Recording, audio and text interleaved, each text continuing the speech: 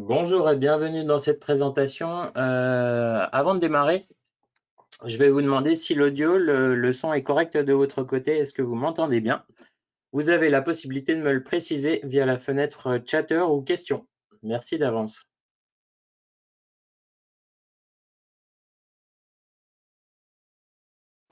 Parfait, je vous remercie. A priori, l'audio est correct de votre côté. Je vous propose de démarrer cette session d'ici 4 minutes environ.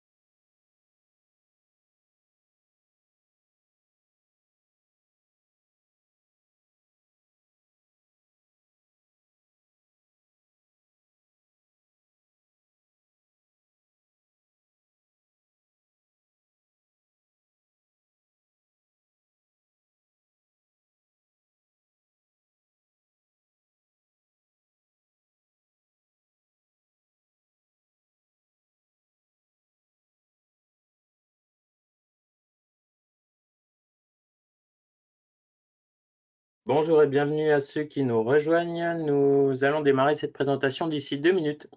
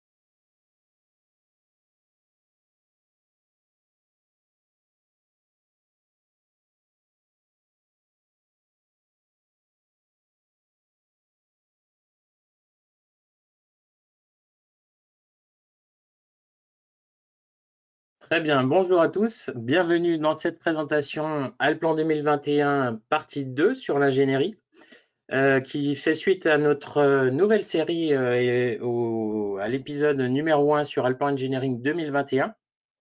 Je suis accompagné aujourd'hui de notre expert Paul-Marie Bouvier. Bonjour Paul-Marie. Bonjour Charles, bonjour à tous. Alors, nous sommes ensemble pour environ 30 minutes. La rediffusion en vidéo sera disponible, comme d'habitude, dans la rubrique formation webinaire enregistré sur alplan.com. Je vous invite pour votre confort et notamment au niveau de l'audio à couper vos autres applications Internet pour libérer la bande passante. Vous avez également la possibilité de vous connecter à l'audio par téléphone. Alors, l'idée aujourd'hui, ça va être de continuer à explorer ces nouveautés sur Alplan 2021 Engineering. Paul-Marie nous a préparé un programme avec un flux de travail d'armature. Mais tout d'abord, pour mieux vous connaître et permettre à Paul-Marie d'adapter sa présentation, je vous propose de répondre à un petit sondage qui devrait s'afficher sur votre écran. Alors, tout d'abord, sur quel type de projet vous travaillez? Voilà, je vais vous laisser quelques secondes pour y répondre avant de vous afficher les résultats.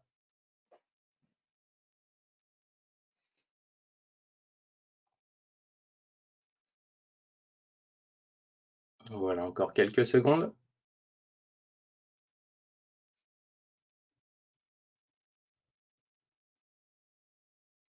Parfait, je vous remercie. Et effectivement, nous sommes en présence aujourd'hui d'une grande majorité de gens qui travaillent dans le bâtiment, puis dans le génie civil et l'ouvrage d'art. Deuxième question maintenant, un petit peu plus particulièrement sur l'utilisation des outils informatiques et des logiciels. Utilisez-vous des fonctionnalités d'armature?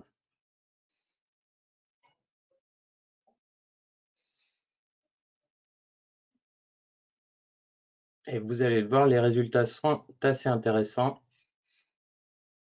Je vous les affiche.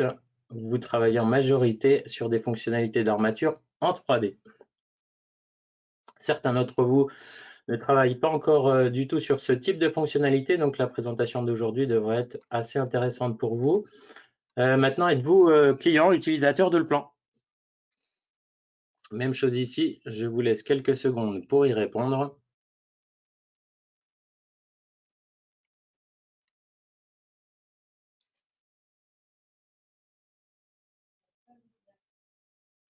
Et nous sommes, comme vous allez le voir, en présence d'utilisateurs d'Allplan. Voilà, question suivante. Puisque vous êtes utilisateur d'Allplan, sur quelle version travaillez-vous? Puisque nous allons voir aujourd'hui la version 2021, vous êtes, nous allons le voir sur les résultats, certains d'entre vous travaillent encore sur des versions précédentes, donc les nouveautés qu'on va découvrir aujourd'hui devraient vous intéresser particulièrement. Voilà, je vous affiche d'ailleurs les résultats. Donc, vous êtes très clairement en majorité utilisateur de cette dernière version et puis des deux versions précédentes. Donc, la présentation d'aujourd'hui devrait vous intéresser. Avant-dernière question maintenant. Quand pensez-vous passer sur cette nouvelle version, donc faire la mise à jour vers Alplan 2021?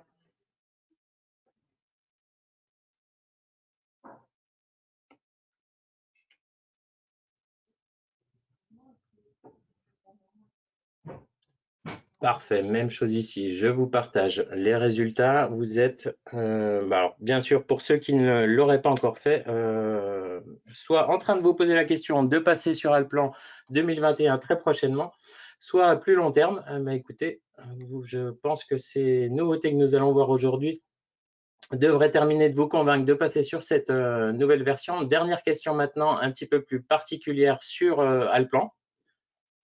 Justement intéressante puisque vous êtes utilisateur de Allplan. Donc là, plus particulièrement sur les nouvelles fonctionnalités de coupe.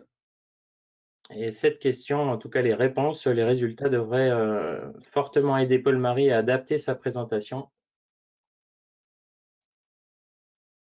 Et Paul-Marie, tu vas le voir, c'est assez partagé.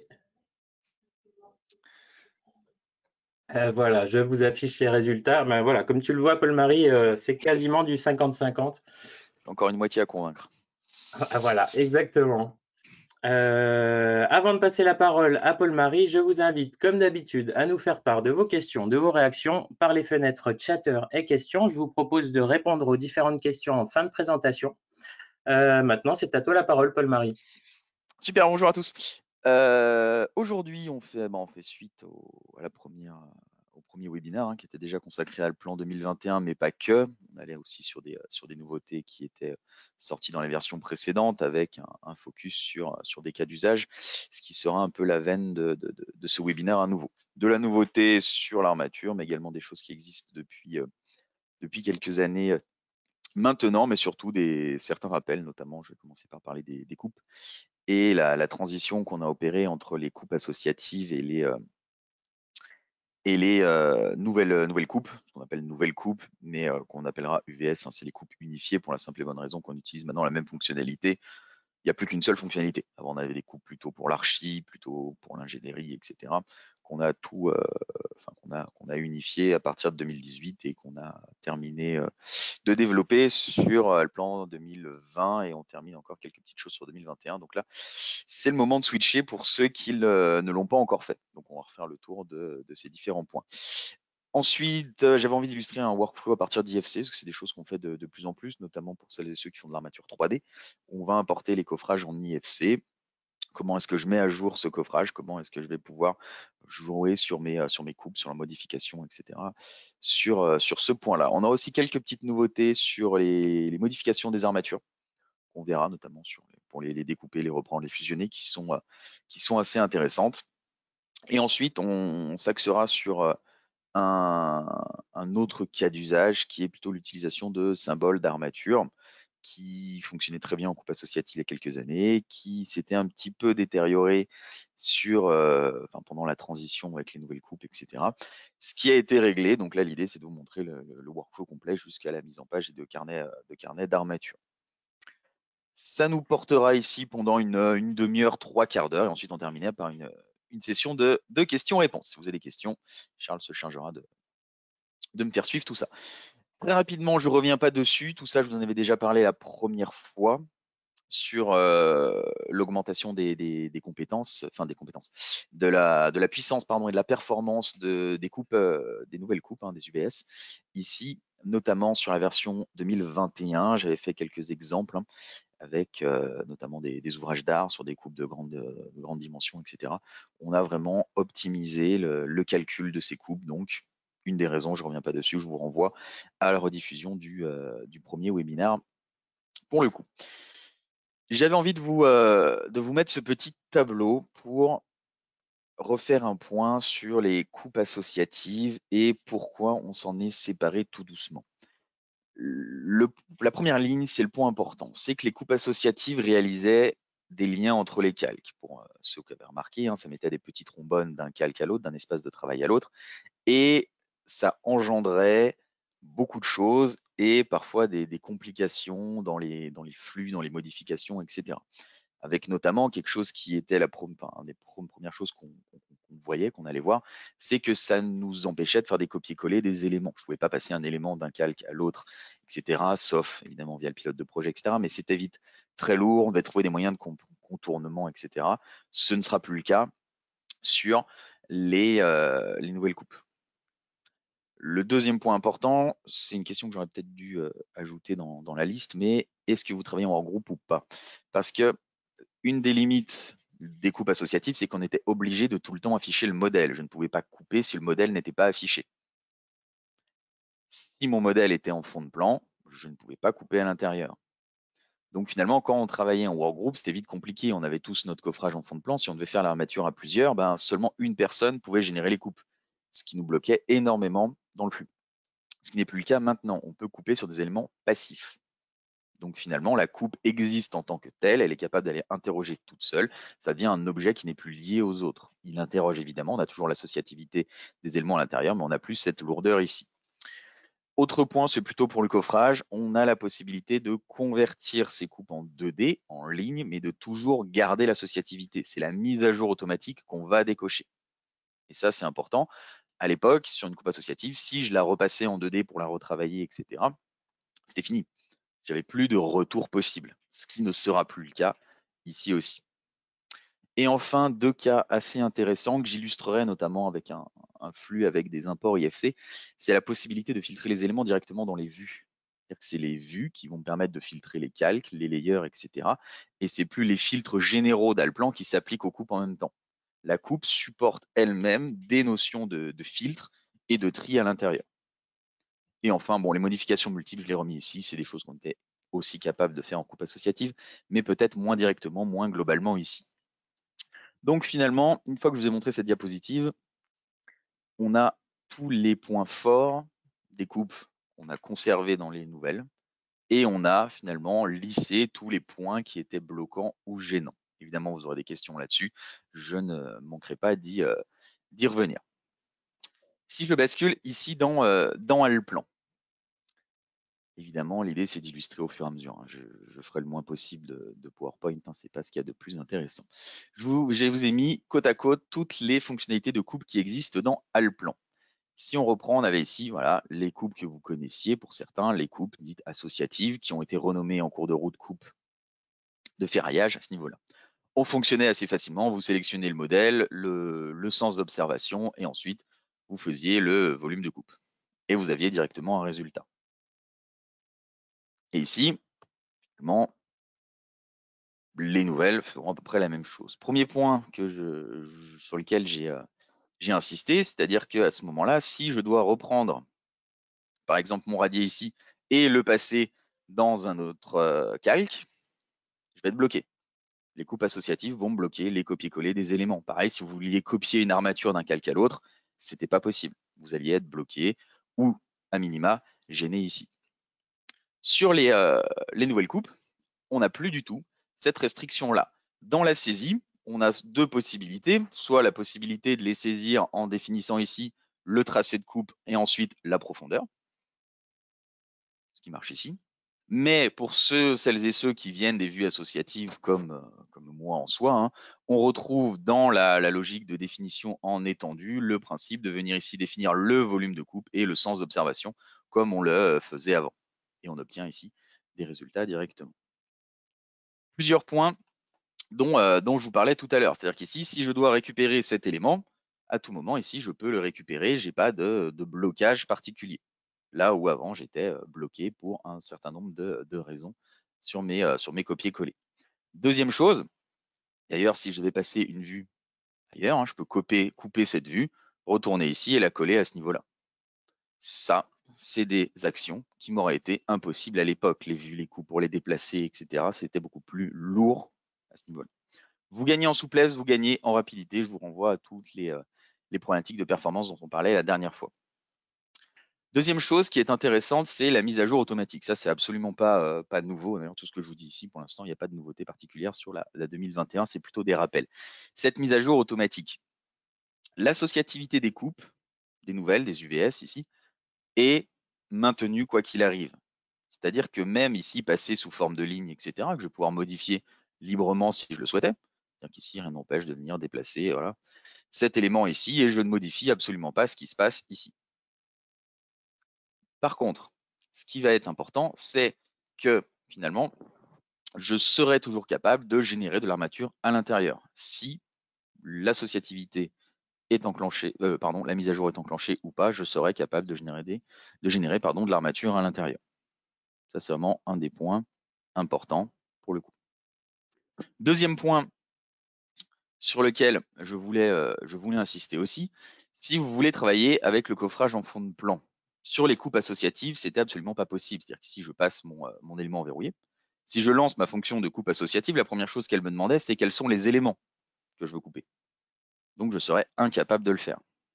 Là où maintenant, directement, je bascule sur les nouvelles coupes, celles-ci n'ont pas cette restriction-là.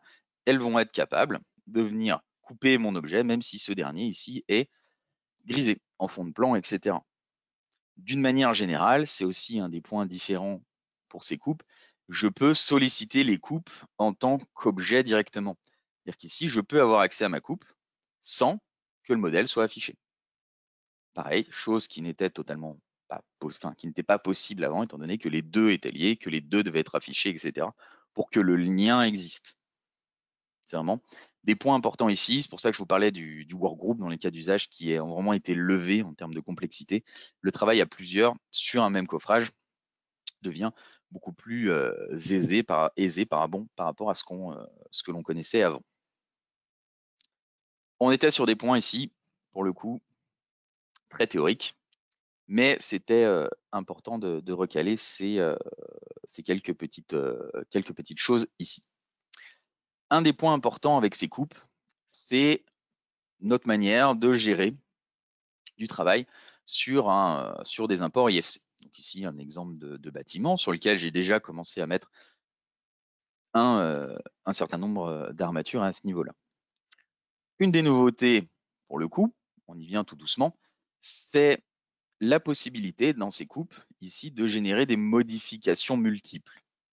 C'est-à-dire qu'ici, vous lancez bien votre fonction modifier coupe, vous sélectionnez tout ce que vous voulez modifier et ici, vous retrouvez tous les paramètres. Donc, vous allez pouvoir venir modifier que ce soit les représentations, tout ce qui va être graphique, les arêtes cachées, les arêtes non cachées, etc. Par exemple, ici, j'enlève les arêtes cachées et je vais enlever les arêtes cachées de toutes mes vues. Directement, je modifie le graphique de toutes mes vues avec évidemment la possibilité d'aller interroger des favoris de représentation. C'est vraiment quelque chose toujours d'important dans le plan, cette notion de favoris pour gagner du temps. Pourquoi je vous parle de ça? Ici, j'ai armé un coffrage que j'ai importé en IFC. Si on imagine que je reçois une nouvelle version de ce coffrage, je vais venir importer mon IFC, je me mets ici dans un calque, peu importe lequel, j'importe ma nouvelle version d'IFC. Je récupère ici, parcourir, je vais récupérer la version 3, par exemple, directement, et je vais l'importer. On me demande à partir de le calque d'import, bon, je ne reviens pas sur les imports IFC, bien que c'est quelque chose d'extrêmement important, on en a parlé la dernière fois. D'ailleurs, si vous avez des questions depuis le webinaire de la dernière fois, c'est aussi le moment où on peut en parler. Je récupère mes éléments, j'ai mon journal de bord ici, et je récupère la nouvelle version de mon IFC. Très bien, mon coffrage a changé. Donc ici, j'ai ma nouvelle révision du coffrage, que je peux remettre d'ailleurs avec les autres. Ici, j'aurai ma révision 3. Si j'affiche mes coupes maintenant, l'armature, mes coupes, n'a pas bougé. J'ai la nouvelle version. Donc ici, je vais devoir remettre à jour mes coupes pour mon nouveau coffrage.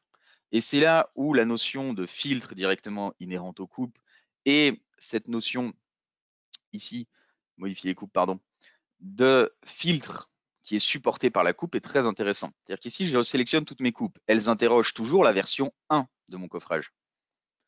Simple chose, enfin, la simple modif que j'ai à faire, c'est de venir maintenant interroger la révision numéro 3. Je valide ici, j'applique, et automatiquement, toutes mes coupes vont se mettre à jour. Et qu'est-ce que je vais devoir réaliser maintenant? Je vais devoir réaliser la mise à jour de mon coffrage. Donc derrière, je me facilite la vie, je mets mon coffrage grisé ici, et je vais pouvoir travailler sur mon armature.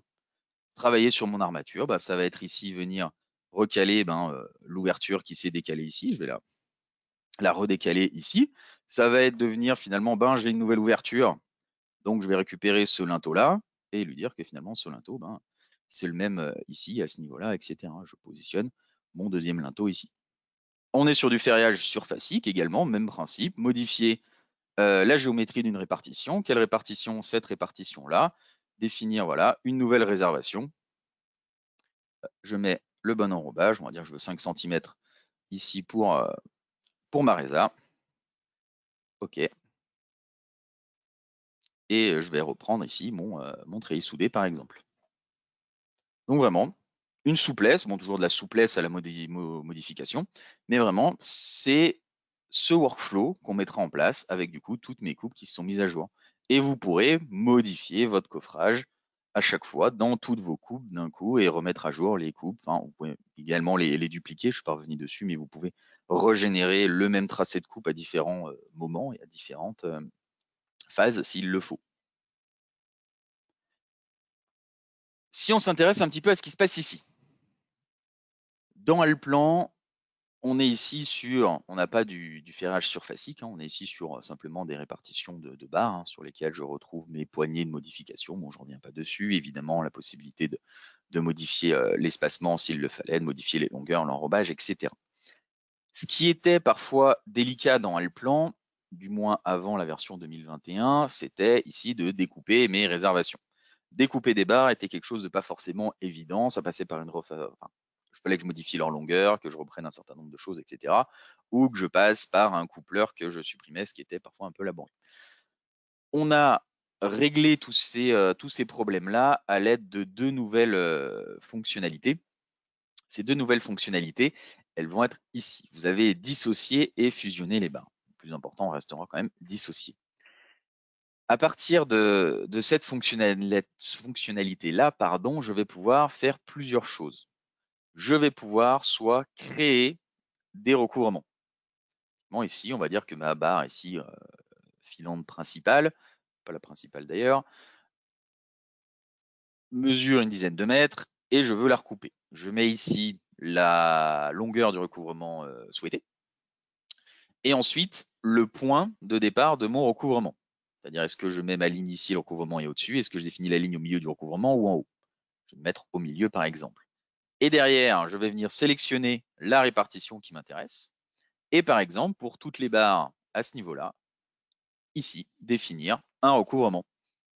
C'est-à-dire qu'ici, si je regarde ce qui s'est passé, maintenant j'ai bien une répartition ici et une deuxième répartition juste au-dessus. J'ai créé un recouvrement de mes deux barres avec ici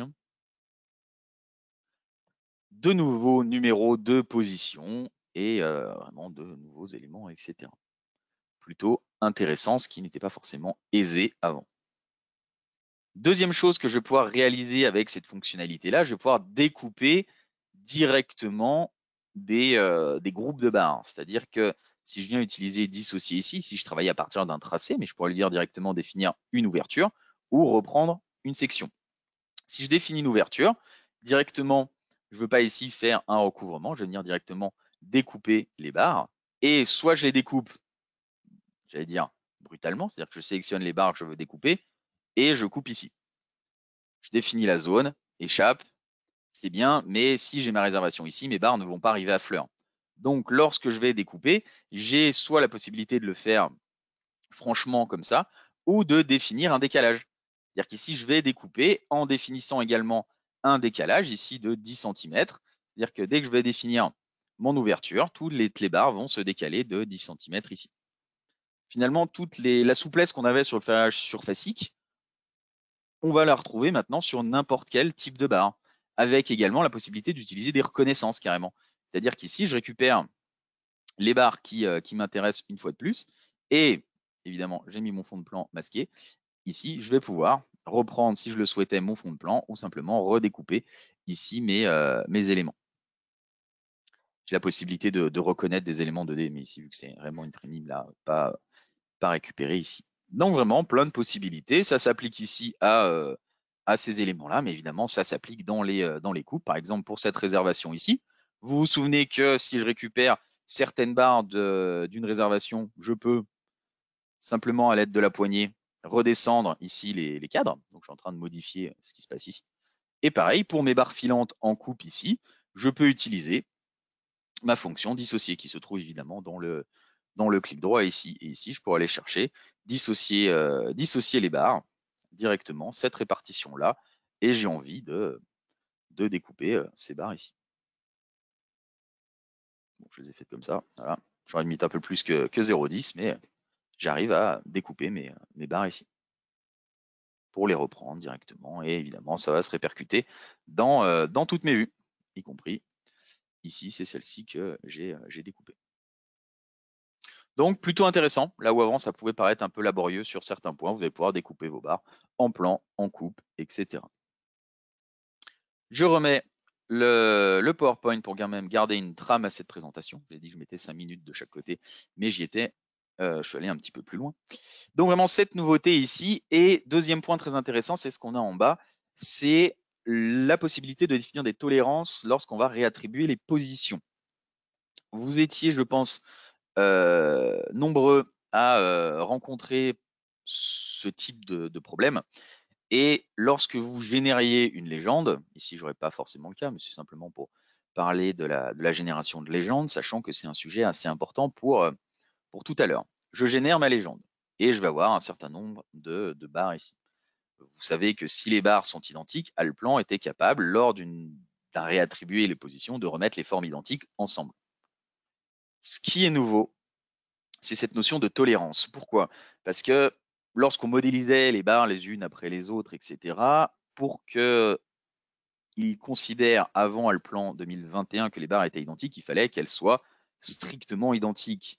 Ce qui, à 1 ou 5, 10 mm près, parfois nous génère une nouvelle barre alors qu'à 10 mm près, on est en dessous des tolérances. Et finalement, c'est les mêmes barres, bien que ça se joue à quelque chose. Et c'est le rôle ici de cette case où je vais pouvoir définir une tolérance jusqu'à 5 mm, où toutes les barres en dessous de 5 mm de différence, c'est-à-dire qu'ici j'en ai deux d'ailleurs qui se sont remises ensemble, seront considérées sous le même numéro de position. Donc c'est vraiment un point important, ça peut pas être anecdotique, mais vous verrez que ça vous simplifie vos légendes et parfois vous permet de ne pas avoir à remodéliser quelques barres de temps en temps quand on était à quelques millimètres d'écart. On va rebasculer sur le projet précédent et on va commencer maintenant à s'intéresser à ce dont je vous parlais tout à l'heure, qui était la création de bibliothèques type, de fiches d'armature directement dans Allplan. Ce qui a été un moment un peu compliqué, c'était la création de détails types qu'on faisait beaucoup en coupe associative, qu'on faisait beaucoup en 2D, etc., surtout dans l'armature bâtiment. On n'est pas dans de l'armature in situ ici. Ça sera le sujet d'autres webinaires vraisemblablement. Ici, on va vraiment s'intéresser au cas d'usage des bibliothèques d'armature. Ou lorsqu'on les utilisait, il y avait les coupes qui partaient un petit peu où elles avaient envie, il y avait un peu des décalages, des choses comme ça, qui vous ont agacé un petit peu et qui ne sont plus du tout d'actualité maintenant. On a résolu tous ces soucis-là et maintenant on a vraiment une solution pleinement opérationnelle et c'est pour ça que je souhaitais vraiment vous remontrer tout ça dans sa globalité, avec notamment cette fonction de déplacer les liaisons qui nous permet de régler un certain nombre de choses ici. Je retourne dans Allplan. On va créer une fiche entièrement. Donc, pour se donner une trame, je vais aller ici. L'objectif, c'est de refaire ensemble une de ces fiches à ce niveau-là. Je prends simplement un cadre qui va me donner la trame pour ma future mise en page. J'y reviendrai sur la mise en page, mais vous verrez que travailler avec ces cadres-là, et ici, je sais que cet élément, c'est un 3 au 20e. Ça me permettra de gagner un petit peu de temps en mise en page. Je récupère ici une fonctionnalité, bon, ici pour faire simplement une poutre. On va faire une poutre de 4 mètres de long par 25 de large par 1 mètre de haut. Je l'ai faite effectivement au modeler 3D, j'aurais pu la faire directement avec poutre, mais quand on fait des fiches, finalement, peu importe, on va au plus simple et on va avec la fonction avec laquelle vous êtes le plus à l'aise. Je vais ici venir faire mes coupes. Je fais une élévation directement ici, pardon. Hop. Je règle ici ma fonctionnalité de coupe. Représentation. Hop. Je fais ici mon élévation. Je vais y arriver, promis. Si je clique au bon endroit, hop, ça ira beaucoup mieux. Je donne ici ma coupe, je règle les 2-3 petits paramètres, je remets les bords visibles parce que sinon on ne verra pas grand-chose. Je l'aligne à ce niveau-là. J'ai mon élévation. On peut évidemment couper dans une coupe. C'est vrai qu'ici, comme on le faisait avant, je pourrais ici évidemment venir faire une section. Si je fais ma section numéro 2 à ce niveau-là, j'ai ma coupe numéro 2.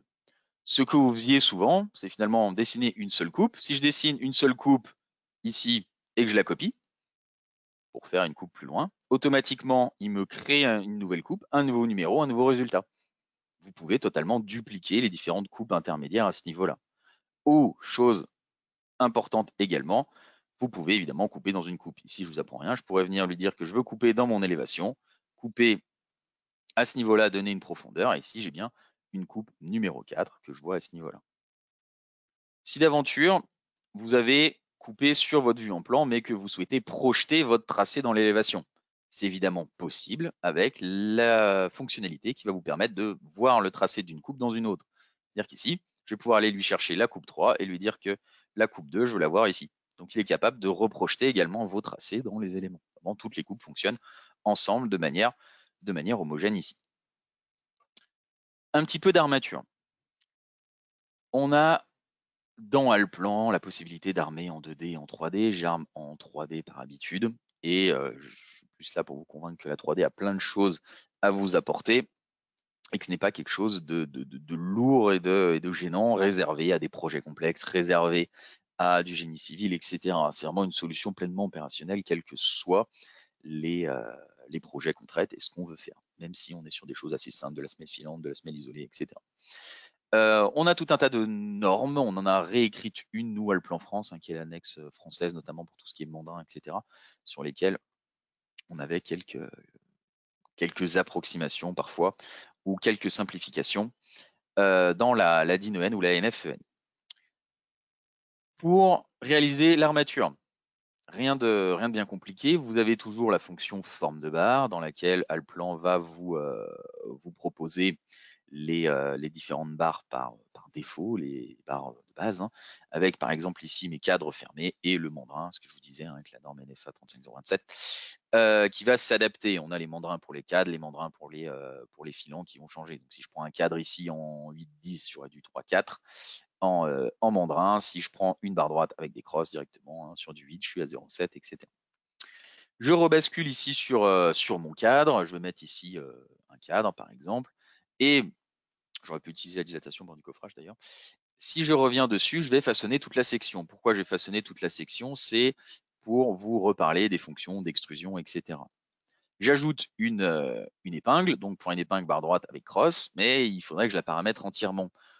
Pensez à vous faire des favoris d'armature. C'est-à-dire qu'ici, si je dois faire une épingle en 8, j'ai mon favori pour faire des épingles en 8. Je viens ici chercher le milieu et directement, tous les paramètres ont été réglés. D'enrobage, de longueur, de mandrin, etc. Comme ça, je sais qu'en passant directement par là, j'ai mes différentes épingles, mes différents cadres, etc. Faites-vous des favoris pour gagner du temps. Si je façonne toute la section, je vais aller jusqu'à façonner mes barres droites. Et je vais positionner les barres droites sous forme de points. Je choisis, on va mettre des diamètres différents pour varier les plaisirs. Je vais mettre du 16 en bas, du 12, ça fait un peu beaucoup, du 10 au milieu. Je lui demande de chercher la courbure. La courbure, j'ai dit, voilà, forme de barre, et on va venir mettre du 12 en haut. Voilà. J'ai mis toutes mes barres, une couleur par diamètre. Elles sont encore modifiables, donc si je viens ici, je retrouve une position de barre, je vais pouvoir modifier tous les paramètres de cette barre ici. On a évidemment les accès rapides, c'est ce que je faisais tout à l'heure, où j'ai certaines cellules pour modifier l'espacement, le diamètre, etc. Mais depuis propriété, vous retrouvez toutes les infos, et s'il le faut, je vais basculer cette épingle en 6, etc. s'il le fallait. Par exemple, une fois que vous avez défini votre section, évidemment, les barres que vous aviez ici, je peux les symétriser. Ça, c'est bien raté. On la refait, copier par symétrie. Je récupère mes éléments, je récupère le milieu, je me décale un petit peu et je mets les barres en face. Bref, tout ça pour arriver à l'extrusion. Je choisis ma fonction d'extrusion le long de, je récupère les barres qui m'intéressent et directement, si j'arrive ici, il va retrouver le cadre et me faire la répartition et me générer la poutre. Ce qui va être intéressant, c'est qu'une fois générées, les barres ici vont... bon, j'aurais dû faire un petit quelque chose avant, c'est pas dramatique. Je vais pas réattribuer les positions. Je retrouve tous les paramètres de l'extrusion le long de. Donc ici, j'ai pas réattribué, donc j'ai encore mes éléments ici. Je pourrais faire dépasser les barres s'il le fallait, d'un côté, de l'autre, etc. Ça, c'est pas un souci en soi. Je remettrai les deux barres qui manquent, pour le coup. Je vais pouvoir jouer sur les espacements. Donc ici, revenir sur un espacement plus global de 200, par exemple. Si je dézoome un peu, je vois ma poutre ici. Je vais pouvoir, si je le souhaite, définir des zones avec de l'espacement variable jusqu'à 5 espacements différents. Donc ici, si je mets du 50, ici du 50 avec un espacement de 10, j'ai réparti mes barres un petit peu différemment ici. Celles-ci, je peux les ramener à l'intérieur s'il le fallait. C'est pour montrer que je pouvais les faire dépasser à ce niveau-là. Une fois positionnées, toutes ces barres ici, évidemment, toutes mes fonctionnalités cohabitent entre elles. C'est-à-dire que si je dois rajouter des clés d'un côté ou de l'autre, je remets les barres que j'ai oublié de prendre tout à l'heure. Voilà, directement, on est beaucoup mieux. Je peux toujours continuer à façonner mes barres ici. C'est-à-dire que si je dois rajouter des barres, soit je le fais en extrusion, mais je peux aussi chercher ici mon cadre de raccordement pour faire des U. J'utilise plutôt cadre de raccordement et comme souvent, on est capable de mettre les clés ici en dehors sans problème particulier. Je valide et je vais pouvoir venir répartir ces barres. Pourquoi je vous montre ça? C'est aussi pour vous rappeler que toutes les fonctionnalités d'armature, que ce soit de la section répartition ici. Voilà, automatiquement, il va retrouver la hauteur de mon élément et se projeter dans toutes mes coupes ici directement. Je choisis le nombre de barres que je souhaite avoir et je retrouve ici le nombre de barres directement dans ma coupe. Avec toujours la souplesse qu'on retrouve dans Allplan ici, sur les cotations, etc. Si vous avez des questions sur les annotations, j'y reviendrai peut-être. Ce n'était pas vraiment le sujet ici, mais je vais pouvoir positionner mes éléments de l'autre côté. Donc j'ai fait ma section. Ça m'a pris 5 minutes. C'est pas extrêmement long non plus. Je pourrais lui demander de me générer évidemment une légende pour avoir le détail de tout ça. Ici, directement. Hop. J'ai ma fiche quasiment en entier. Ce qui vous posait problème jusqu'à il n'y a pas si longtemps. Vous aviez votre fiche, vous souhaitiez l'enregistrer en bibliothèque, vous venez ici, coller symbole, et vous la récupériez. Voilà, paf, symbole simple, rien de nouveau. Je vais l'appeler web. Vous aviez ici votre fiche. Problème, c'est que cette fiche d'armature, dès que vous alliez l'utiliser, les éléments allaient partir finalement les uns à côté des autres, etc. Ça commençait à être un peu compliqué. Ici, si je prends la fiche, toutes mes coupes arrivent les unes à côté des autres. Ce qui vous arrivait avant, c'était que finalement, si j'utilise déplacer ici, directement, je prends déplacer, je déplace ici, voilà. Les coupes se déplacent les unes indépendamment des autres ici. Les vecteurs translation ne sont pas suivis. Si je pars en diagonale, ça va être pire. Vous avez dû connaître ça, où les coupes repartaient les unes après les autres. On a résolu ce problème-là, étant donné que on a récupéré, il faut utiliser cette fonctionnalité-ci, déplacer liaison, ou finalement, si je prends déplacer liaison ici, je n'ai aucun problème. Vous pouvez déplacer votre fiche, finalement, comme vous le souhaitez ici, ça fonctionne à ce niveau-là. Si vous voulez la dupliquer, vous pouvez la dupliquer. Ici, je vais simplement la mettre dans mon presse-papier, donc CTRL-C. Vous lancez la fonction déplacer liaison. Celle-ci, vous la mettez à côté et j'ai plus qu'à venir repositionner celle que j'avais à sa place. Donc, j'ai pour le moment créé mes éléments, dupliqué mes coupes, je peux les déplacer, etc. J'ai un autre souci. Enfin, on avait un autre souci concernant la gestion des légendes quand je commençais à faire des carnets dans le même calque. C'est-à-dire que vous aviez la plupart du temps les légendes qui interrogent le calque en entier. Donc, elles sont bien associatives, j'ai bien les bons poids, mais j'ai pas les poids par liste, ce qui était un peu gênant. Ce qu'on avait du coup tendance à faire, c'était soit de venir positionner une fiche par calque. Donc, dans ce cas-là, si je mets une fiche par calque, j'allais chercher dans ma bibliothèque, je récupérerais ma poutre, je positionnais, je faisais ma légende, j'adaptais, etc. Jusqu'ici, tout allait bien. Mais rebelote, dès que j'allais réafficher mes calques ensemble, ici, si je remets les deux ensemble, mes légendes revenaient interroger tout le monde et du coup, mes légendes devenaient ici beaucoup plus grandes, etc. et pas forcément utilisables. Autre manière d'illustrer ce problème, si je reprends, ce sera l'occasion de voir d'autres armatures, je reviendrai à mon carnet tout à l'heure, donc c'était quand même lui qui m'intéresse pour le moment. On avait souvent le problème ici. Ici, je vous remets le step qu'on faisait tout à l'heure. J'ai ici les armatures du voile circulaire. Ici, je vais passer en ferraillage pour voir un petit peu ce qui se passe en 3D. Et finalement, dès que j'avais ma légende, si j'affiche en même temps les armatures du radier, j'ai cette liste ici qui va venir interroger tout ce qu'il y a à l'écran, donc qui devient inexploitable, beaucoup trop grande et qui ne correspond plus à ce qu'il y a dans les vues. Donc, on a mis en place, d'ailleurs je vous l'illustre ici sur la partie armature, mais ce que je vous dis ici fonctionne tout le temps. C'est-à-dire que regardez, si je sélectionne ma légende, j'ai maintenant des propriétés. Accessoirement, je peux venir ici régler son layer, ses formats, ses épaisseurs de traits de la légende sans avoir besoin de la recréer, de l'enregistrer, etc. Mais ce qui m'intéresse et ce qui est important, c'est ça. C'est la possibilité de venir définir des filtres de vos légendes. C'est-à-dire que je vais pouvoir régler un filtre et imposer à ma légende qu'elle ne vienne interroger que les armatures qui sont sur le calque 38. Donc, j'ai bien 2 légendes qui vont venir chacune, pardon, j'ai double-cliqué dessus, j'ai pas besoin, j'ai juste à sélectionner et aller dans propriétés et lui dire ici que je veux interroger seulement ce qui se passe dans 39. Et finalement, je me retrouve bien avec un environnement global où je vais pouvoir faire des légendes d'armature ciblées seulement sur un calque. Donc, ça vous facilite notamment les mises en page où avant, on se retrouvait parfois à faire quelques petites erreurs où il fallait isoler les légendes sur certains calques pour pouvoir interroger que certaines choses, etc. Ne pas les ressolliciter, sinon le se remettait à jour.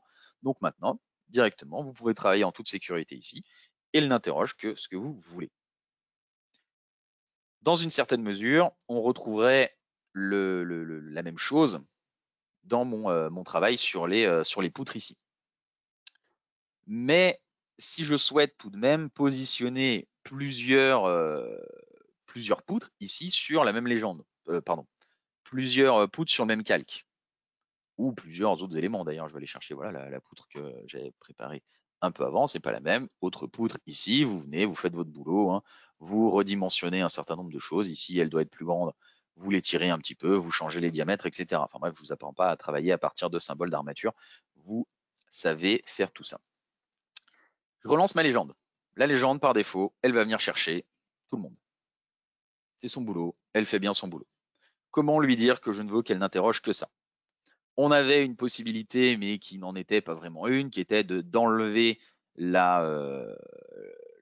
l'associativité et de venir lui dire, voilà, ça marchait, mais ce n'est pas quelque chose d'associatif, on peut faire mieux. Pour faire mieux, on va utiliser une autre notion de filtre, c'est-à-dire que cette légende, je peux lui dire de venir n'interroger que certains layers. Imaginez que vous ayez créé des layers par fiche. Ici, j'ai un layer fiche 1. Cette légende ne vient chercher que les éléments qui sont sur la fiche 1.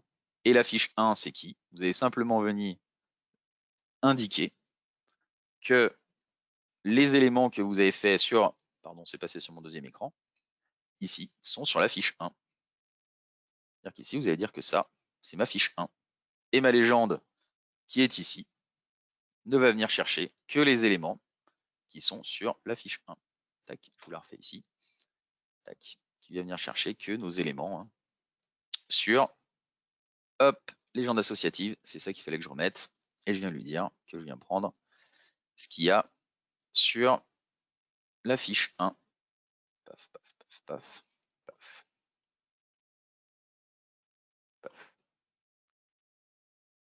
Fiche 1, ça, c'est fiche 3. Et ça, c'est fiche 2. Et voilà.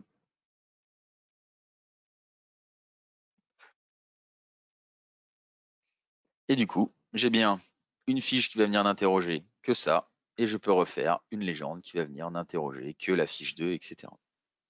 Donc sur le même élément, par ces tris de layers ou ces tris par calque, vous allez pouvoir définir des éléments ici qui ne vont venir chercher que ce dont vous avez besoin. Il y a pas mal de monde dans celle-ci. Dans la fiche 2 et pareil dans la fiche 3 s'il le fallait. Plutôt intéressant. Paf, paf. Mais vous allez me dire qu'il y a quand même pas mal de manipulations. Ce qui est en soi un petit peu vrai, c'est pas tant le nombre de manipulations, c'est juste le fait que c'est tout le temps les mêmes. Du coup, est-ce qu'on pourrait pas se simplifier un peu la vie? Dernière petite chose peut-être, si vous souhaitez ajouter une barre, c'est évidemment possible. Vous pensez juste, lorsque vous lancez forme de barre, à venir dans Layer, lui dire que je veux travailler dans la fiche 3. Ici. Et vu qu'ici je viens travailler dans la fiche 3, si je rajoute une barre, c'est bien quelque chose qui va automatiquement venir se localiser. Qu'est-ce que je peux rajouter? Ça n'a aucun sens. Mais si je mets un U ici en plein milieu, voilà, j'ai bien ce U en plein milieu qui va venir apparaître dans cette coupe-là et pas dans les autres. à ce niveau-là. Donc ces filtres, que ce soit par calque, par layer, on est plutôt bien et plutôt. Enfin, c'est plutôt quelque chose d'intéressant sur les différentes possibilités qu'on va pouvoir mettre en place ici.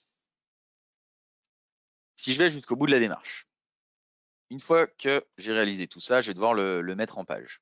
Pour le mettre en page, je glisse ici en mise en page. Je choisis un plan. Ici, moi, j'ai déjà préparé un carnet, mais je vais y venir juste après. Une fois que vous avez votre plan, vous faites votre mise en page, comme vous aviez l'habitude de le faire, donc vous configurez votre page, etc. Évidemment, toujours les favoris à le plan. Faites vos favoris par type de page, etc. Sinon, si je prends mon favori, directement, j'ai mon annotation qui va bien. J'ai les différents attributs qui viennent se renseigner ici. J'ai le bon cadre, j'ai un bon nombre d'informations ici. Pour rappel, je crée des cartouches dynamiques en utilisant annoter ou légende. Et pour renseigner ce cartouche, je viens utiliser les attributs de plan et de projet. Pourquoi je vous parle des attributs de plan et de... Pardon, c'est sur le côté, je parle dans le vent. De plan et de projet. Parce qu'on a la possibilité maintenant, ça se fait via le Attribute Manager, je n'ai pas forcément prévu de rentrer dans ces détails-là, mais on peut créer ses propres attributs projet. Ce qui était en soi pas possible avant. Maintenant, vous allez pouvoir créer vos propres attributs projet et venir modifier, par exemple, cet élément-là. Et en modifiant cet élément-là, évidemment, ça modifiera tous vos numéros de carnet, etc., etc. ici. Pour info, il y a des informations qui sont plutôt pas mal à utiliser. C'est la possibilité d'aller interroger ce que vous renseignez ici en utilisant le nœud parent. Ou finalement, ici, si j'écris carnet poutre et que ici, c'est renommé la page, je sais pas, on en est à combien? Hop, page 21, automatiquement, évidemment, il va me dire que je suis dans mon carnet poutre, page 21. Ça, c'est le principe des éléments d'annotation. C'était plus le sujet la dernière fois, les annotations, etc. Donc, je vous renvoie ici, bien qu'on n'ait pas forcément ce fait de cas d'usage-là, des choses intéressantes. Et derrière, vous n'avez plus qu'à aller chercher positionner calque, vous récupérez ce que vous étiez en train de faire, et ensuite, regardez l'intérêt d'avoir mis mon cadre. Ici, c'est que mon cadre définit la position exacte de chacune des pages. Et derrière, finalement, ma mise en page, elle était quasiment déjà faite. Et finalement, vu que tout ce que je fais là, c'est des actions à chaque fois unitaires, mais faciles à répéter. Donc, facile à anticiper. Je m'explique ici. Si, et c'est un peu l'objectif de la présentation ici, on définit au préalable un calque dans lequel vous avez défini l'ensemble de vos carnets. Ça demande un peu de travail dans votre gabarit, mais c'est loin d'être insurmontable ici. Chacune des mises en page ici renvoie finalement au même calque. Il est juste décalé de ce qu'il faut pour que la mise en page tombe au bon endroit. Donc, vous savez très bien que dans votre espace de travail, si je reviens ici, si ça n'avait pas été fait, ça c'est ce qu'on a fait ensemble, mais si je reviens ici à un calque de carnet, j'ai ici toutes mes mises en page qui sont en soi déjà prêtes. Je sais très bien que si je viens récupérer quelque chose, par exemple un poteau ici, que je viens le positionner dans cette vue-là, j'aurais dû le coter, la noter, etc. évidemment, je viens faire une petite action pour lui dire que tout ce que je viens de poser ici, ça appartient à la feuille numéro 3. Voilà. Ça met à jour ma légende avec toutes les informations de cette fiche-là. Évidemment, après, on fait quelques modifications. Vous ajoutez peut-être une cote ou deux si elle n'y était pas, etc. Mais ici, finalement, le boulot est fini. Enfin, en termes de mise en page, de carnet, etc. Parce que si je bascule dans ma mise en page, cet élément était lié à ce cadre-là, et ce cadre-là était directement lié à ma page numéro 3. Donc finalement, je peux déjà sortir cet élément-là. Donc une fois que votre gabarit est en place, je vous ai expliqué pas mal de choses sur les vues, sur les bibliothèques, etc. Mais une fois que tout ça est mis en musique, si je reprends ce qu'on a fait ensemble, je dois faire cette poutre ici, je la positionne.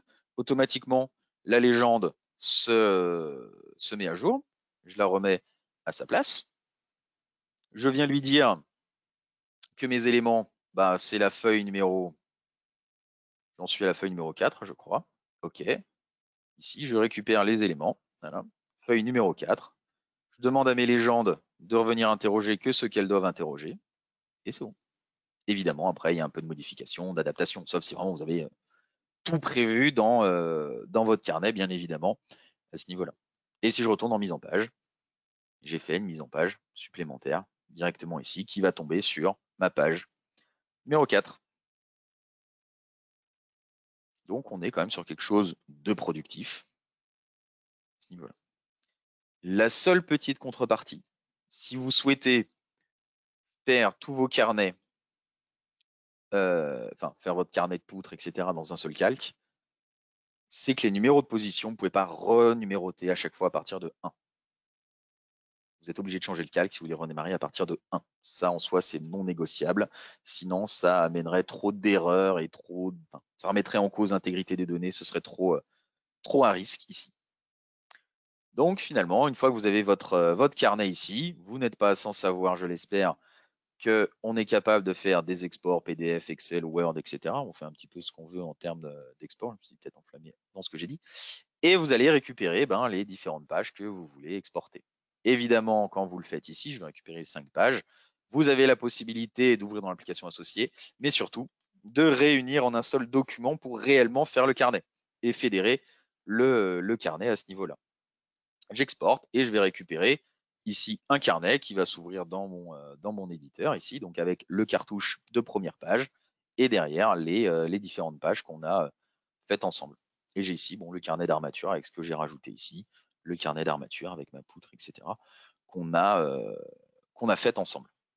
Vraiment assez important. Je remets 2 petites secondes mon PowerPoint pour terminer mon propos en soi, avec vraiment cette logique de travail sur les éléments. Ce dont je vous ai parlé avec vraiment ces nouvelles possibilités de filtrer dans mes légendes, que ce soit par calque pour vous faciliter la vie sur un certain nombre de points, par layer pour traiter des carnets ici. La mise en page aussi, on n'est pas forcément tombé dessus, mais il me propose de mettre à jour ou pas pour gagner en fluidité dans le passage entre l'espace de travail et l'espace de mise en page, l'espace papier, qui est plus fluide maintenant, étant donné que si vous faites une modification globale du projet, il ne recalcule pas toutes les mises en page avant de s'ouvrir. Il ne va calculer que la mise en page dans laquelle vous arrivez, sauf si évidemment vous dites que vous voulez tout recalculer, ce qui permet de ne pas avoir un recalcul général tout le temps des informations et de gagner en fluidité. Évidemment, ce calcul général, recalcul de toutes les mises en page est fait avant n'importe quel export pour le coup. Merci de votre attention. Je remets la main à Charles pour qu'il puisse relayer vos questions si besoin. Merci Paul-Marie, merci à tous. J'ai déjà une série de questions. On va utiliser ce moment pour vous permettre de poser vos questions. Donc, via les fenêtres questions ou chatter, n'hésitez pas à poser vos questions. Je disais, j'ai déjà une série de questions, Paul-Marie, plutôt sur la partie légende. Mais j'avais tout d'abord une question, à mon avis, assez simple. Ça va être un rappel par rapport à ce que tu as dit. Puisque c'était à partir de quelles versions sont apparues les US, les nouvelles couches. Voilà, c'est ça, exactement. Oui, c'est les premières versions sont apparues en 2018, mais ne concernaient que la partie coffrage. En 2019, elles concernaient le coffrage et l'armature. En 2020, on avait toutes les fonctionnalités de modification globale, etc. Et 2021, on a terminé tout ça. C'est pleinement opérationnel depuis 2019. 2018, c'était que sur la partie coffrage. Donc, parfait, si vous souhaitez armer, plutôt sur la partie sur le plan 2019, à partir de 2019-2020. Merci Paul-Marie, ça me paraît effectivement très clair. Alors, sur la partie légende, j'ai 2 questions, mais à mon avis, qui sont la même. En fait, c'est à la fois une question et une remarque. Alors, pour les légendes associatives, pourquoi ne pas avoir la possibilité de sélectionner juste une zone comme ce qu'on pouvait avoir pour les légendes non associatives, puisque a priori, pour certains d'entre vous, de filtrer par calque et par layer, ça semblait pas pratique. L'autre question étant, à mon avis, c'est la même question, est-ce qu'il n'y a pas une sélection par fenêtre, par exemple, comme ce qu'on peut avoir pour les rapports? La sélection en soi, oui, mais on ne peut pas faire l'analogie avec les rapports parce que les rapports ne conservent pas l'associativité. On est capable d'interroger une zone ponctuellement, ça, en soi, on sait faire, mais on ne sait pas garder cette information dans le temps. C'est pour ça que finalement, si vous souhaitez vraiment définir des zones de travail, le principe de définition de zone de travail dans Alplan, elle est liée au calque. Un calque égale une zone. On ne va pas dézoner le calque qui est déjà une zone. Donc finalement, changer de calque.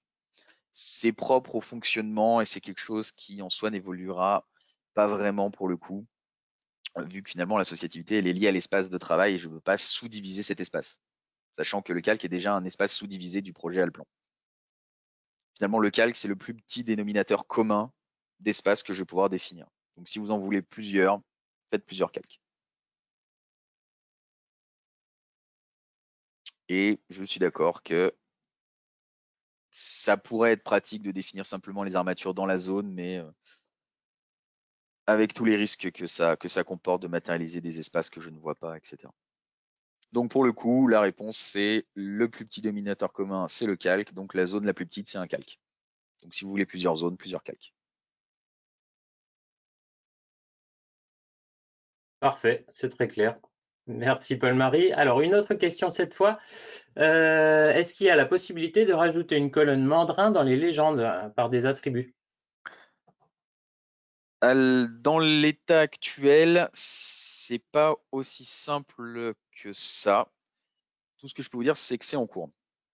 On aura des choses intéressantes à vous montrer sur le plan 2022 plutôt, peut-être 2021-1 si les choses avancent comme prévu. Le problème, c'est que pour le moment, les informations des barres ne sont pas toutes stockées comme attributs, donc pas toutes utilisables dans les légendes ou les annotations. C'est quelque chose dont on a conscience, c'est quelque chose qu'on a réglé il y a quelques années avec la possibilité d'injecter les attributs à l'intérieur des barres et qu'on va continuer à travailler pour que cette injection d'informations dans les barres se fasse plus automatiquement et le mandrin en fait partie. Pour le moment, la seule solution, c'est soit de faire du post-traitement, mais c'est très lourd, soit, enfin, de post-traitement, c'est-à-dire que d'injecter les mandrins dans les barres, hein, simplement en faisant clic droit, ajouter attribut, etc.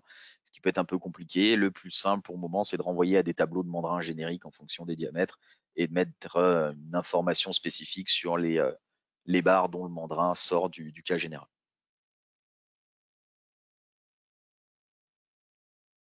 Très bien, merci Paul-Marie, c'est très clair. Effectivement, vous le voyez, hein, les nouveautés de cette version sont issues de vos retours d'expérience et des éventuels problèmes ou manques de productivité que vous rencontrez. La présentation de Paul-Marie vous montrait que bon nombre de ces problèmes sont solutionnés par le développement, par les nouvelles versions. J'avais une autre question, Paul-Marie. Je pense qu'il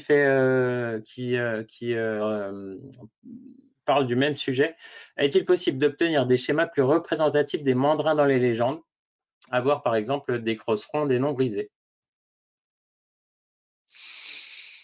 Les schémas, on est capable de demander le mandrin dans les options ici. Donc si vous allez dans la notation, clac, clac, clac, c'est pas celui-là.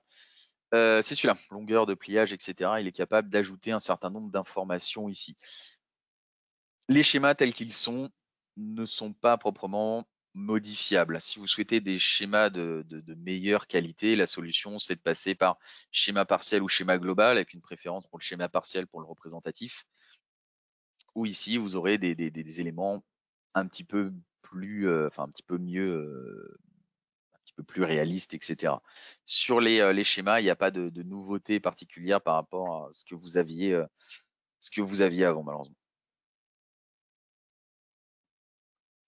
Très bien, merci Paul-Marie. J'ai encore toute une série de questions. Je vous remercie d'ailleurs pour vos questions et vos réactions. Alors, la suivante étant, la liste des couleurs d'armature peut-elle être ordonnée dans la liste des couleurs de position? Tu me la refais, s'il te plaît? La liste des couleurs d'armature. Je te la lis comme elle, Marie. N'hésitez pas à préciser Non, votre non, c'est question. clair. La liste des couleurs d'armature peut-elle être ordonnée dans la liste des couleurs de position? Oui, je crois. Euh, Quand vous définissez les couleurs que vous souhaitez avoir, donc soit depuis les numéros de position ou les diamètres, Allplan va vous donner la possibilité de définir par diamètre ici les couleurs. Bon, ici, c'est un peu tout en vrac, etc. Mais c'est quelque chose qui se range, qui se refait, etc. ici. Pareil, si vous utilisez le couleur d'aspect depuis les numéros de position, libre à vous d'aller dans la liste et de renseigner les différentes infos ici. Bon, moi, ça a été fait euh, un peu, un peu comme ça vient, mais la position 1 sera jaune, la position 2 sera de telle couleur, etc. On va pouvoir le faire ici. Et on pourrait le faire en partant de rien. Et vous faites votre truc ici, quoi, directement. Et c'est ce fichier-là qui sera pris. Donc là, j'ai fait mes 30 positions ici. Donc je choisis les couleurs pour mes 30 numéros de position les uns après les autres. Donc oui, c'est ordonnable. Si vous le laissez faire tout seul, comme je l'avais fait moi ici, c'est pas ordonné, mais vous pouvez remettre les choses d'aplomb à tout moment. Et évidemment, toujours pareil, le rôle et la puissance des favoris. Si quelqu'un le fait dans votre bureau, n'hésitez pas à lui repiquer le fichier. Parfait, Je pense merci. avoir je suis passé à côté, n'hésitez pas à me le dire. Ouais, voilà, c'est ce que j'allais dire. N'hésitez pas à préciser s'il y a besoin de précision. J'ai encore une série de questions à te poser, Paul-Marie. Y a-t-il un moyen de sélectionner seulement certaines barres pour lesquelles avoir l'espacement dans la nomenclature, par exemple, espacement pour les cadres, mais pas pour les filants? Pas pas forcément évident, pas impossible, mais il faudrait imaginer ajouter une information qui permettrait à Alplan d'identifier que c'est c'est des cadres et pas autre chose, sachant que pour lui, une barre est une barre. Pas impossible, il faudrait que j'y réfléchisse plus en détail. Essayez de me faire un mail, on réfléchira à ça ensemble.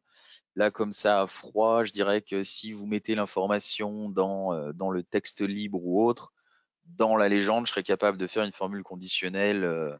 Si telle information égale cadre, alors tu me mets l'espacement et ça suffirait. L'idée serait là. C'est quelque chose que j'ai jamais mis en place, donc je peux pas vous dire un oui franc et définitif, mais il y a de bonnes pistes pour réussir à le mettre en place, je pense.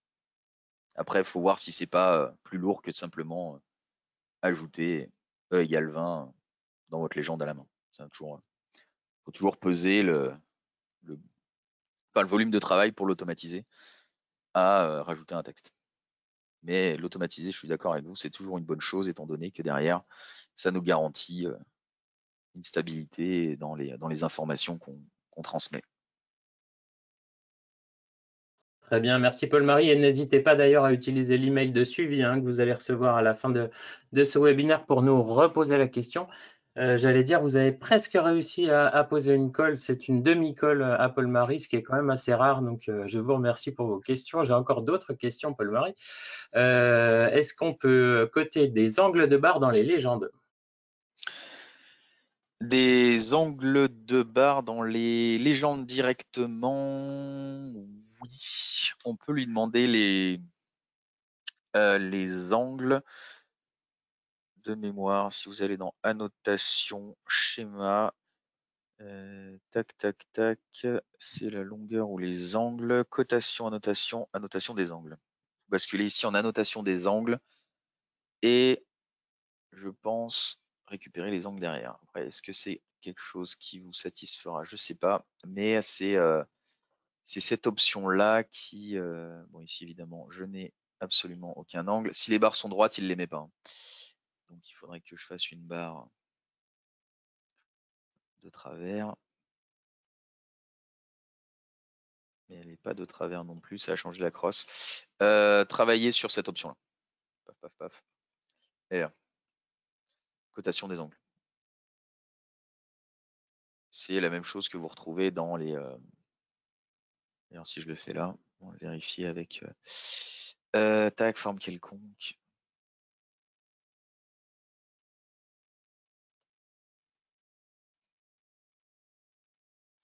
Si on s'amuse à faire ça. ça n'a aucun sens, aucune forme, mais ça a des angles de partout.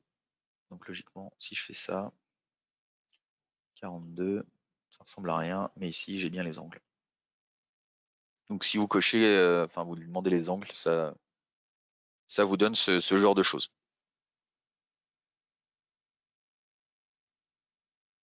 Parfait, merci Paul-Marie. Je pense que ça répond à la question. Autre question, est-ce qu'on peut gérer pour chaque fiche des quantités unitaires, c'est-à-dire par exemple une fiche pour 5 poteaux? Oui, j'avais prévu de vous en parler d'ailleurs. Merci de venir là-dessus. Retour. Tac, j'ai mis ma super barre qui est ici. Si je reprends une des fiches qu'on a fait ensemble, celle-ci par exemple, vous avez la notion de facteur. C'est-à-dire que ici 25, 25, 25, j'en ai fait qu'une seule. Mais si vous venez sur, bon, je vais faire par exemple sur cette barre, vous avez modifié le facteur de répartition qui est quelque part par ici. Modifier les facteurs de répartition. Et ici, facteur d'éléments identiques. Hein, si ici je lui dis qu'il y en a 10, je récupère ici toutes mes barres. Je vais lui dire qu'il y en a 10. OK. Et ici, 250, 250, 40, 40, 80. Et vous écrivez NB égale 10 ici. Et on est bon. Parfait. Alors, je suis désolé, Paul-Marie, je reviens cette fois sur les angles. La question m'est venue juste après que tu changes. Est-ce qu'on peut changer l'unité des angles qui étaient affichés? L'unité des angles, c'est-à-dire pas en degrés? J'imagine que c'est ça. N'hésitez pas à nous préciser la question. J'étais où? J'étais là. Non, j'étais pas là. J'étais dans mon carnet, pardon. Je me balade. Tac, carnet. Les angles sont en degrés parce que je suis réglé en degrés. Si je bascule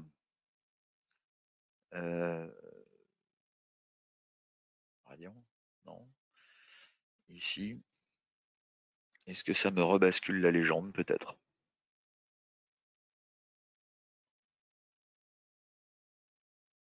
Non, j'ai l'impression qu'il les laisse quand même en degrés. Pour moi, comme ça, à froid, je dirais non. Pareil, quelque chose qui mériterait d'être regardé peut-être plus en détail. Mais ça me paraît, je serais plutôt sur les angles seront en degrés. Parfait. Merci, Paul-Marie. On a bien noté de toute façon cette question et n'hésitez pas à nous le préciser dans l'email de suivi de façon à ce qu'on puisse creuser le sujet. J'ai une dernière question, Paul-Marie, qui est est-ce que tu peux nous remontrer la création de listes non associatives? On a peut-être été un peu vite sur ce sujet. Oui, quand si je reprends la poutre là par ici, parce que là ça commence à être un peu chargé. Quand on fait une liste, une celle-ci, on peut lancer une légende et vous avez une possibilité en bas, ça s'applique à toutes les légendes, que ce soit d'armature ou pas d'ailleurs, où vous allez pouvoir choisir quelque chose d'associatif pour le document actif. Le document, c'est le calque, évidemment, et ou pas. Donc, si vous ne le faites pas, vous vous retrouvez comme quand vous générez un rapport où il vous demande de sélectionner des objets. Et cette information, je ne peux pas la conserver. C'est-à-dire que la sélection que je fais là, elle est forcément temporaire dans le temps. Il ne va pas la conserver, se dire qu'il va réinterroger cette zone-là, etc.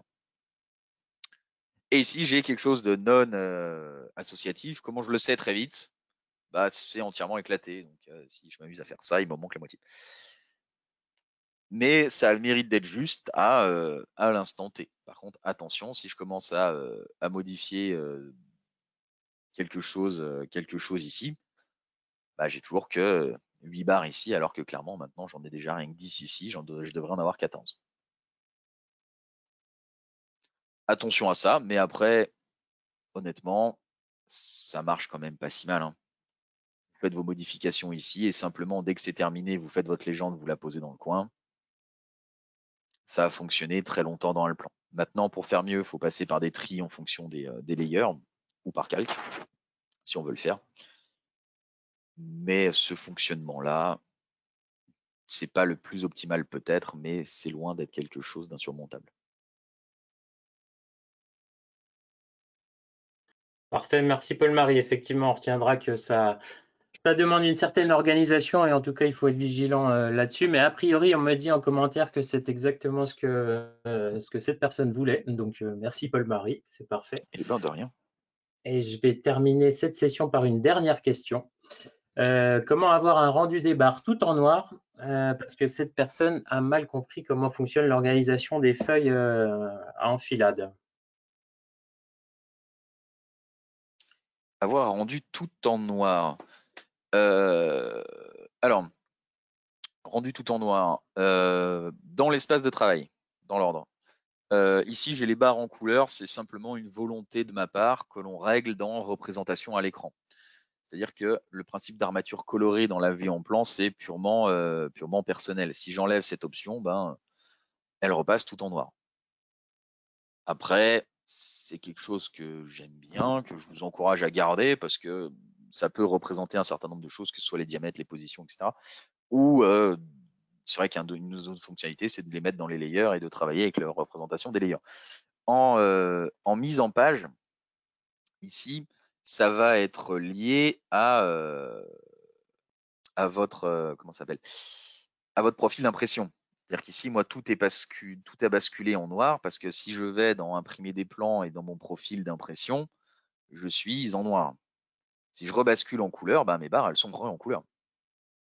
Les barres vont suivre le même chemin de représentation en mise en page que n'importe quel type d'objet. Donc, si je les bascule en noir, je les aurai en noir ici. Si je mets mes remplissages en niveau de gris, j'ai un rendu tout en noir ici. Je pense que c'était ça la question. Oui, absolument. Merci Paul-Marie. On me le disait en commentaire. Effectivement, c'est pour des soucis d'impression, notamment en noir et blanc au niveau de gris. C'est ça. Mettez-les plutôt noirs que niveau de gris.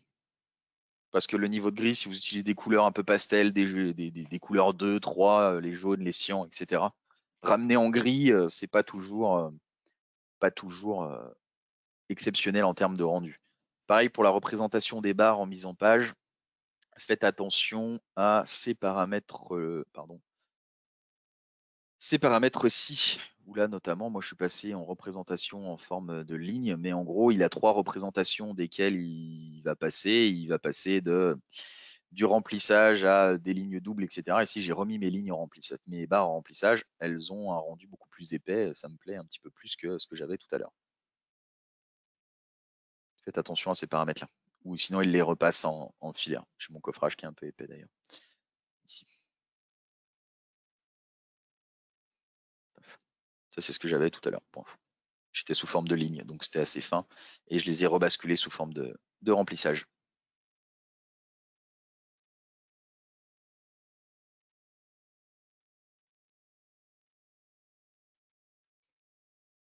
Très bien. Merci Paul-Marie. A priori, ça répond à cette dernière question.